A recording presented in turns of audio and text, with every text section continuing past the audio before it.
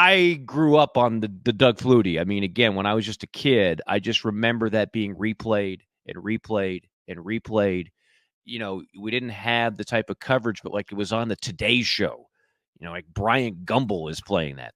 And then 10 years ago, September 26th, 1994, the second best college football Hail Mary that I remember, and that was Cordell to Westbrook in the big house.